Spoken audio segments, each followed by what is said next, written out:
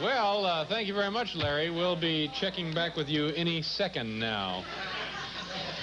My next guest is one of the most versatile and respected musicians in the world. He is a composer, a lecturer, and performer, also a conductor. This Saturday and Sunday, he will be conducting and performing at the Pleasure Island Music Fest in Port Arthur, Texas. We've invited him here tonight to show us some of the more unusual musical instruments which he collects. Please say hello to Mr. David Amram. David. Hi, David. Nice to see you, sir. Come on down here. Thank you.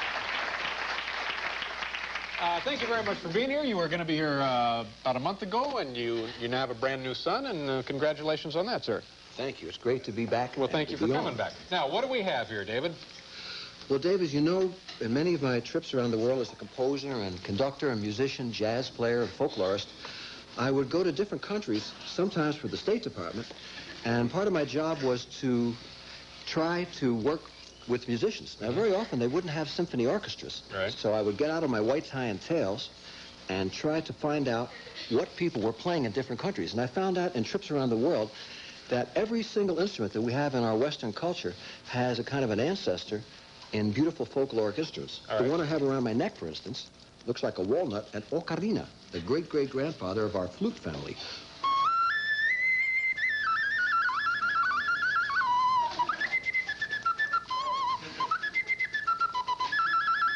That's amazing. Very impressive. Thank you. And this is just a piece of wood that's been carved that way? Yeah, it's made out of, actually, of ceramic. It's from Guatemala. All right. This one is a double ocarina, 2 in 1. Good heavens. That's amazing also. All right. And here's one from Mexico, again from the flute family, a chihuahua.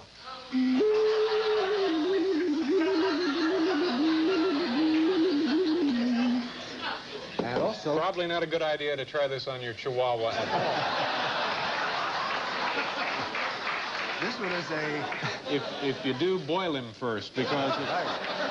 Don't go boiling him. Now, what is this? Is just a ceramic piece, also isn't it? ceramic. All right. This one is from Colombia in Latin America.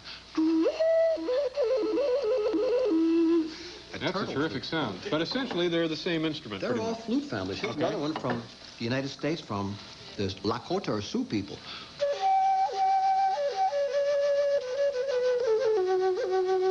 This is an Indian instrument, Yes, you said? that's an American Indian flute. Now, is the technique for all of these pretty much the same? They're all a little different, and one of the keys is to try to learn how to play each one in the style, and that is a lifetime study. I would think so. What is this one? Well, this is kind of the great-great-grandfather or the great-great-grandmother of the double reed family. Everyone knows, of course, the bassoon, which is used in symphony music. This is one of the most difficult instruments to play in the symphony orchestra. It sure is. The bassoon and the oboe and the English horn all use these double reeds.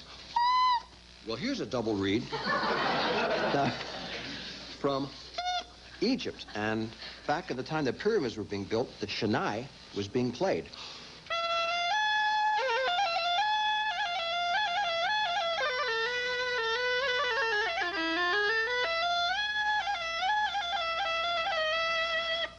Very nice. Now, that's a Shannai.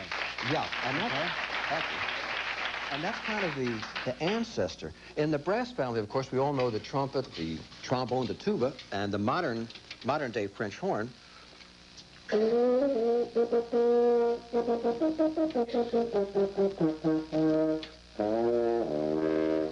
Well, long before there was French horns built, the temple horn was used in many, many countries. I got this in Sri Lanka in 1977 when I was doing a concert tour there.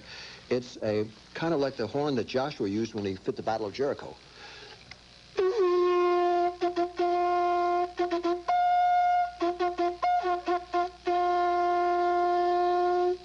Good heavens. How about that?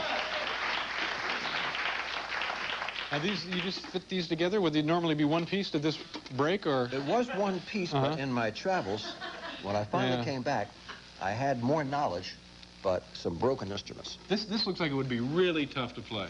Well, it is. It's limited. Yeah. It only has those 2 notes, but they play them over there and get these gorgeous Still sounds. used, a contemporary instrument. Yeah. All right. In the string family, Dave, as we all know, the violin and the viola, and of course the cello, which we have right here, the beautiful cello in the symphony, has another ancestor.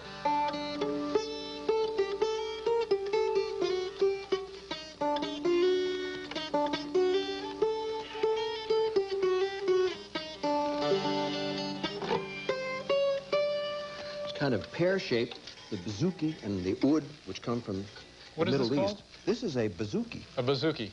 And this is similar in the shape to the cello, but these instruments, of course, were used for thousands and thousands of years in different forms before we had the cello. What is a lute? Is that anything that... Yeah, the lute is similar to this. It was called el oud in Arabic. And when the Crusaders came, they took the oud, el oud back, and they called it lute instead of el oud, and they put frets on it. So the el oud, or the lute, is actually kind of a descendant of those old instruments as well. Have you got a broken string on here, or is that... Yeah, that also has had its better days. An expensive instrument here, David? Those are not too expensive when you get them overseas. Most of these were given to me. And this is a bouzouki. Right. The piano, of course, we know from Paul Schaefer's wonderful playing and many of the artists who play this instrument, but the original piano came from Africa. This old one, the kalimba,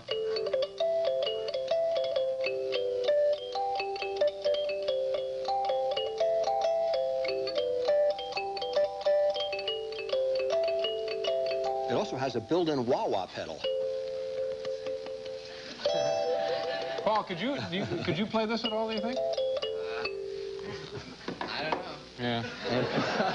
And finally, David, in the percussion family, we all know the... Well, hell, I can play it. What? Get down. The percussion family, of course, we have the timpani. And one of the interesting things about the timpani is that the foot pedal...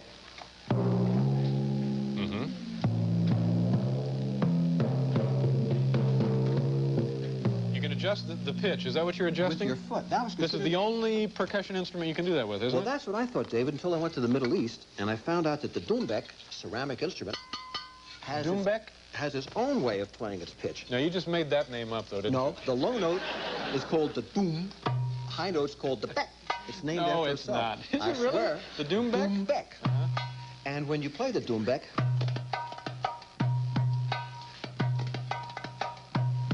you can put your hand inside and actually change the pitch and make a little message. Yeah. It's great to be on the Dave Letterman show.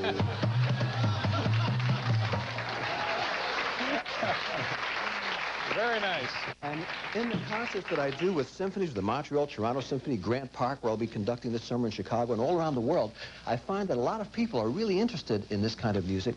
And when they can see the roots of the instruments themselves, sometimes they can see that these instruments that we take for granted really go back thousands and thousands of years. Maybe at the end, since we've gone through kind of a jiffy course, we could all play something with Paul and his magnificent band. Sounds good to me. Let me ask you a question. Is the saxophone used in symphony music? Yeah, I wrote a saxophone concerto, in fact, called Ode to Lord Buckley, which is Louisville Symphony recorded. And the saxophone, since the 1880s or 90s, has become more and more of a popular instrument. And there's a great literature for it. This is fascinating stuff. You have some beautiful instruments, David, well, and they all sound wonderful. Go ahead, and you guys are going to play a little something? This is an old tune from the Middle East, so from all the way there across the America and Canada and every place this show is known, from the land of the pyramids. Let's all clap this rhythm here. Oh, we're clapping, are we? Okay.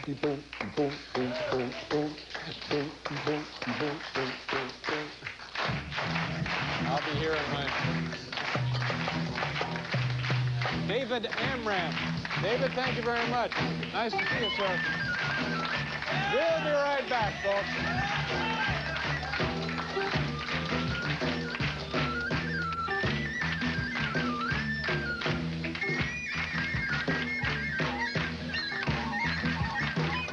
The end of our proceedings here tonight. Let's go one more time back down to 34th and 5th.